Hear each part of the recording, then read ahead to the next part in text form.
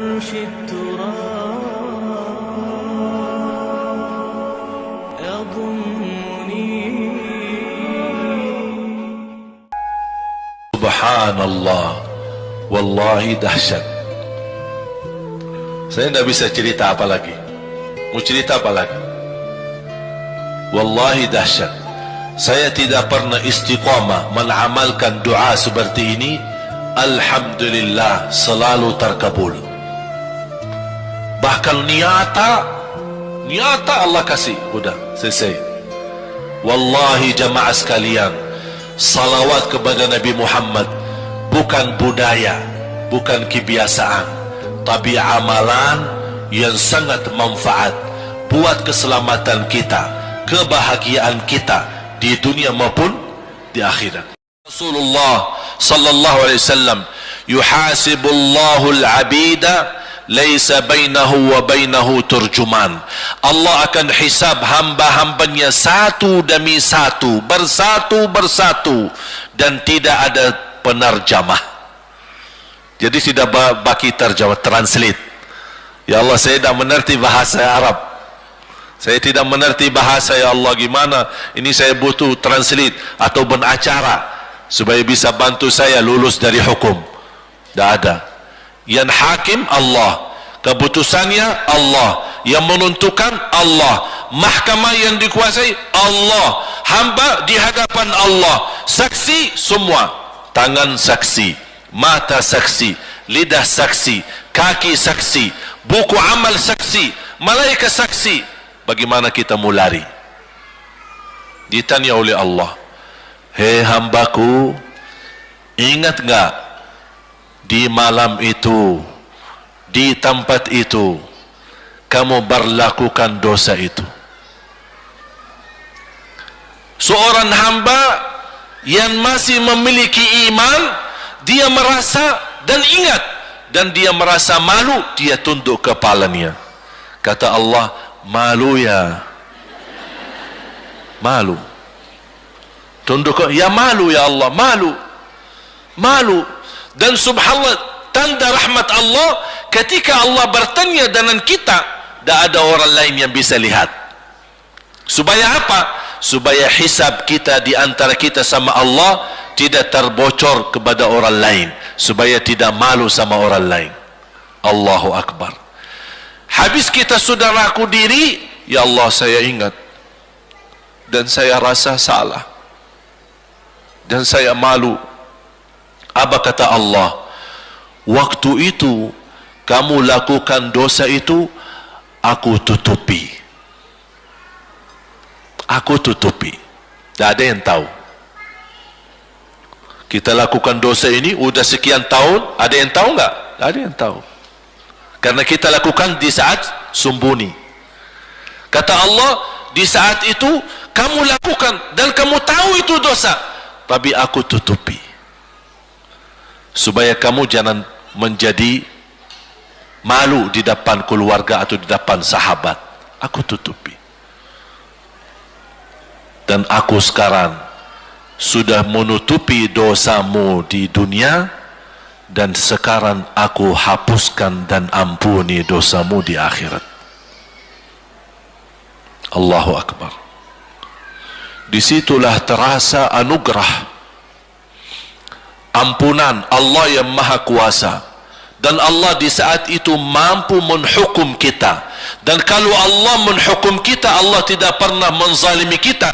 Justru itu keadilan Allah. Tapi Allah tidak memperlakukan keadilannya, justru yang mendahulukan ampunan dan kasih sayangnya. Habis selesai hisab, harus semua tanpa kecuali liwati neraka Jahannam di atas sirat yang panjang, yang kejam seperti pedang, yang tipis sampai tidak bisa dilihat oleh mata. Katanya tipisnya seperti, subhanallah, imam bisa jalan di atas rambutnya. Kejam lagi, masuk di atas sirat, terus jalan. Di saat itu ada doa yang menyelamatkan kita sampai menuju surga. Nabi Muhammad sallallahu alaihi wasallam, dia sudah duluan. Kalau Sayyidina Abu Bakar berjalanan di atas sirat disebutkan 100 tahun, tapi Sayyidina Abu Bakar satu langkah di atas sirat, langkah kedua di depan pintu surga. Dahsyat. Ini Sayyidina Abu Bakar seperti itu. Bagaimana Rasul? Rasul sudah menunggu di depan. Mulai manusia satu persatu jalan di atas sirat, dan Rasul di saat itu sibuk berdoa, Allahumma sallim sallim, ya Allah selamatkan umatku, ummati ummati ummati ummati, sampai mereka terselesai. Sampai di situ saja. Sebelum masuk surga ada berita gembira untuk umatnya Nabi Muhammad sallallahu alaihi wasallam. Tidak boleh ada yang masuk surga harus berjumpa dengan beliau dulu, tatap muka, dan disediain minum yang disebut air Al-Kautsar, dan di situ banyak gelas. Tinggal kita ambil gelas dan minum. Begitu kita mau ambil gelas dan minum, datang Rasul, jangan kamu minum langsung dari tanganku sendiri. Barang siapa yang minum dari tanganku tidak akan haus selama-lamanya. Allahu Akbar. Di situ terasa kemuliaan. Begitu kebahagiaan kita bertemu dengan Nabi Muhammad dan bisa langsung minum dari tangan Nabi Muhammad sallallahu alaihi wasallam. Bukan hanya begitu saja, bahkan Nabi Muhammad memegang tangan kita, mengajak kita masuk 8 pintu surga. Ada 8 pintu. Rasul bersabda, satu pintu luasnya seperti antara langit dan bumi.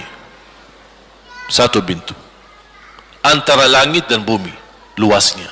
Dan kata Rasulullah, di saat itu akan manusia gesa-gesaan untuk masuk surga. Itu tanda apa? Banyak yang akan masuk. Mudah-mudahan kita terhitung dari yang banyak. Begitu ahli surga masuk, kira-kira Rasul berhenti? Ahli surga sudah masuk, sudah aman? Tidak. Rasul balik lagi, keluar dan menuju dari langkah sirat yang pertama, melihat ada enggak ternyata ada di antara umatnya yang tersisa, yang dosanya terlalu banyak, gesa-gesaan di jalan, merangkak di jalan sampai jatuh di dalam neraka. Rasul mana mereka? Masuk ke neraka. Kata Allah subhanahu wa ta'ala, melihat keadaan Nabi Muhammad SAW, apa yang dibutuhkan lagi? Kata Rasul, ya Allah, saya tidak akan puas masuk surga sampai hamba-hambamu yang ada di neraka, umatku, diselamatkan. Allah subhanahu wa ta'ala mengizinkan Nabi Muhammad keluarkan dari neraka. Dia keluarkan. Sudah cukup ya Nabi Muhammad? Tidak cukup ya Allah, masih ada lagi. Diambil lagi, dikeluarkan, diambil lagi, dikeluarkan. Artinya dari umat Nabi Muhammad yang masih banyak dosanya, yang masih banyak kelewatannya sama Rasulullah, yang tidak pantas memberi kemuliaan kepada Rasulullah SAW, dapat pula syafaatnya Nabi Muhammad. Yang tidak pernah memberi tanda sayang dan cinta kepada Rasul, dapat rasa sayang dan cinta Nabi Muhammad sallallahu alaihi wasallam. Sambil kata malaikat Jibril, demi Allah saya melihat Nabi Muhammad mengambil manusia dari neraka Jahannam, diselamatkan dari siksa dan membawa mereka ke surga. Kata malaikat Jibril, sambil aku kira tidak ada lagi yang tersisa di neraka Jahannam, saking banyaknya yang dikeluarkan oleh Rasul. Itu syafaat Rasul sallallahu alaihi wasallam. Oleh karena itu jamaah sekalian, ini yang saya ceritakan. Saya mohon kalau anda lagi bersalawat, ingat itu semua. Nabi Muhammad bukan Nabi yang biasa. Nabi Muhammad adalah Nabi yang penolong kita nanti di hari kiamat. Seandainya kita masuk neraka Jahannam, masih ada harapan kita dapat syafaat Nabi Muhammad sallallahu.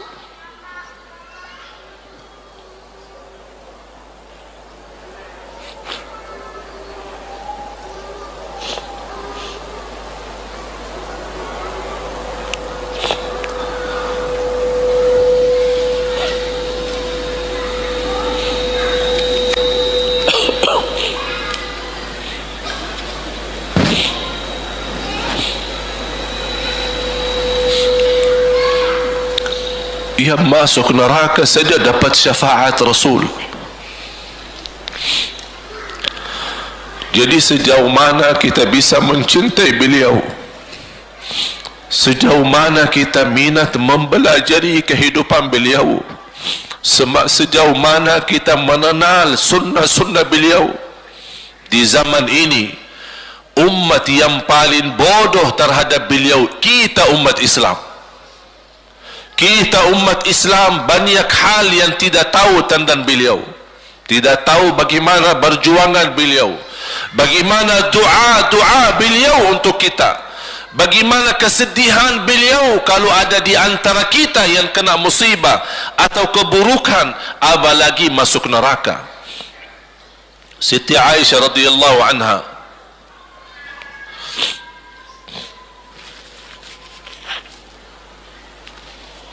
Siti Aisyah radhiyallahu anha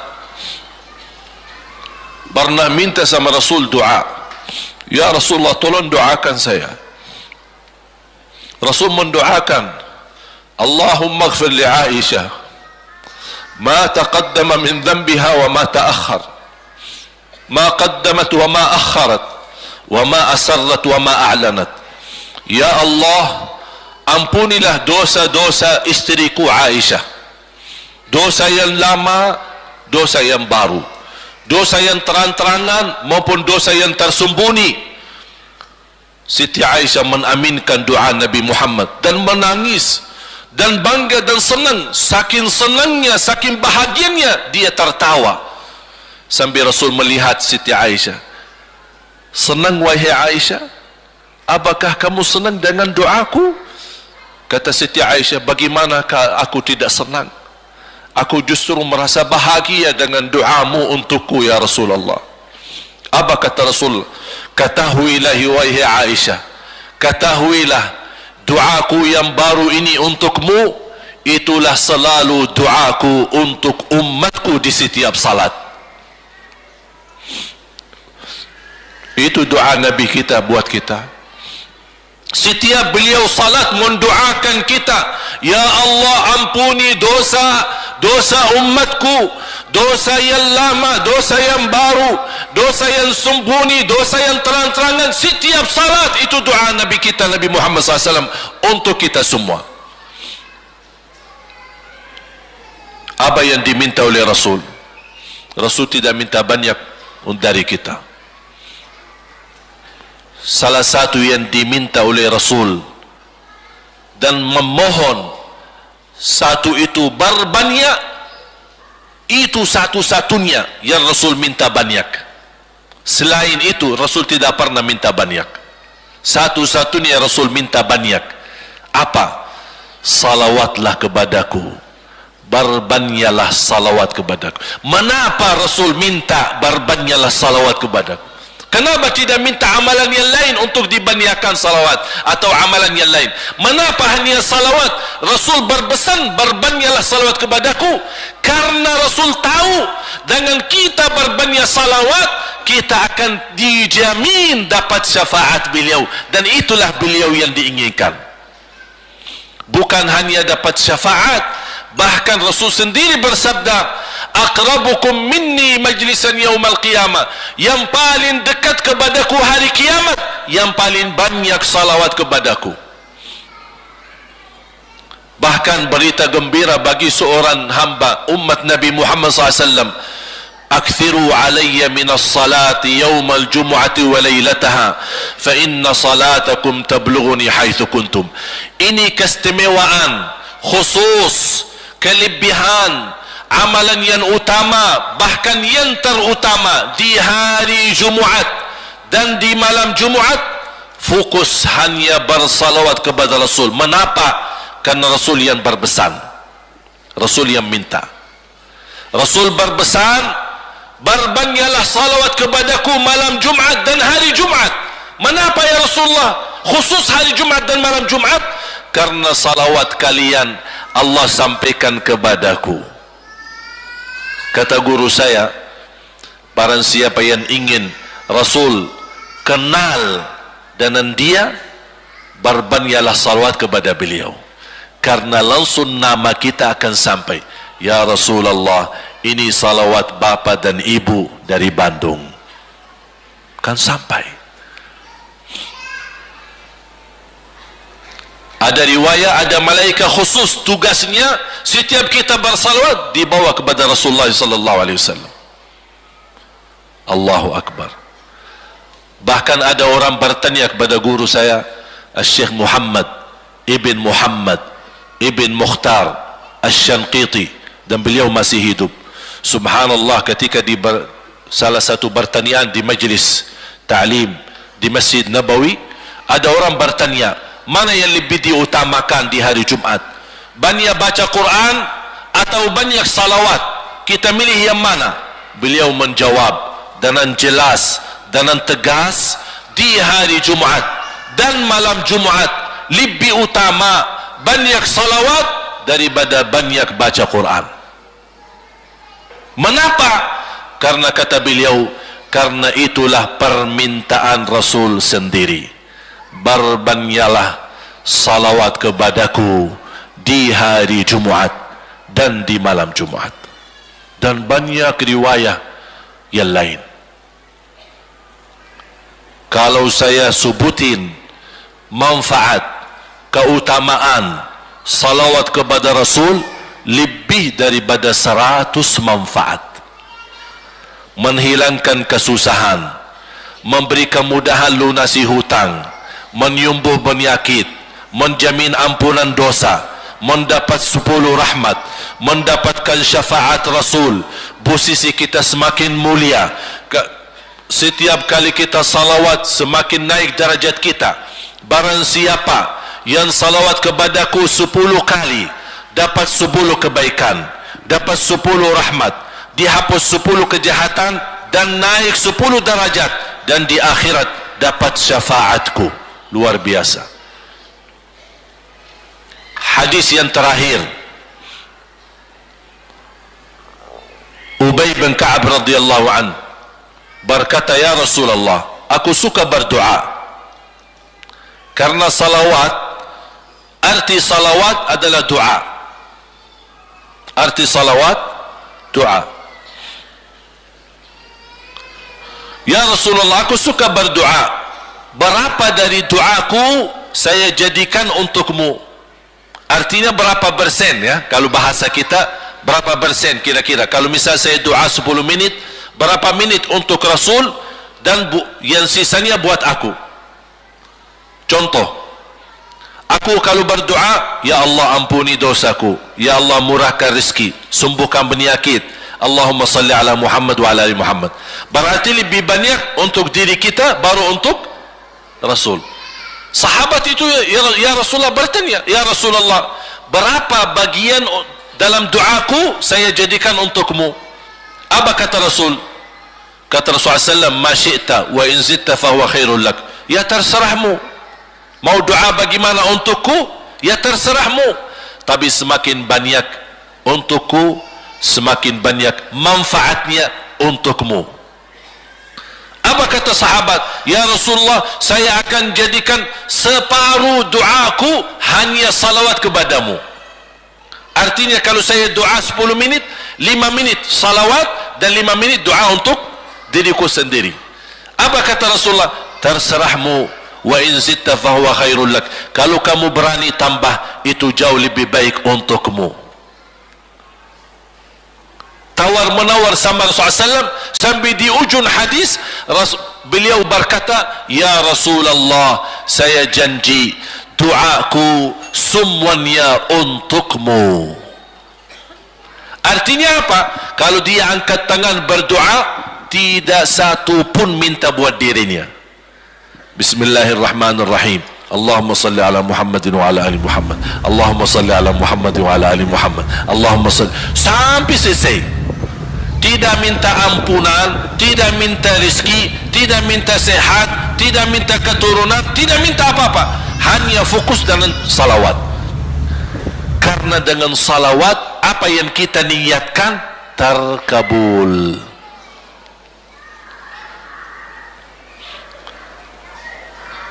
Saya dapat dari guru saya, nanti saya akan ceritakan bagaimana cara berdoa. Kata sahabat, ya Rasulullah, saya akan jadikan doaku hanya salawat kepadamu. Apa jawab Rasulullah SAW? Idzan taf'al yukfa hammuk wa yughfaru dhanbuk wa tuqda hajatuk. Kalau kamu lakukan hanya doamu hanya salawat kepadaku, akan dihilangkan segala kesusahan, diampuni segala dosa, dan dikabulkan segala hajat. Kata ulama, apa yang diharapkan oleh manusia? Hidup di dunia tambah susah dan hidup di akhirat tambah dosa. Betul? Itulah kita dapat dengan salawat kepada Nabi Muhammad SAW. Berdoa, ketika anda berdoa, contohnya seperti ini. Setiap anda berdoa, biasa mulai dalam bismillah dan memuji Allah Subhanahu wa ta'ala. Cukup satu kata memuji Allah dalam segala pujian, alhamdulillahi rabbil alamin. Segala puji bagi Allah. Ini mewakili semua pujian yang lain. Asmaul husna, segala sifat agung, segala kemuliaan diwakili oleh satu kata, alhamdulillahi rabbil alamin. Kata sederhana, kata tidak terlalu panjang, tapi maknanya sangat luas.